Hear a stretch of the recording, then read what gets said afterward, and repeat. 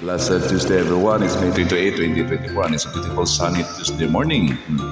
So let's give thanks for all the blessings na dumating sa buhay natin at sa mga kasama nitong mga pagsubok and challenges which make our life wonderful, beautiful, exciting, and challenging. At siyempre doon sa mga taong tumulong sa atin at sa mga taong nakikimarites lang din, pasalamat tayo doon sa kanila. Shoutout doon kay Glenda, kay Glensno, at kay Pucci, kay Margie Crane, kay Cecil Bores, kay Mamalo, Luis and Susen, Henry Carlim, Vladimir, Andana, Francisco Rodriguez, Millard Medcos, Jima David, Inday Araso, Elizabeth Ibarra, Cynthia Baron, Rachel, Richard Pastolero, and It's My Love.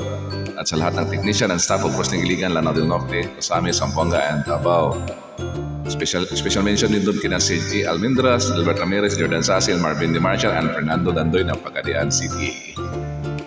Ripples of the day natin po is an envious heart and mind shall never give a person contentment, peace, or happiness, no matter how much gold or power a person has.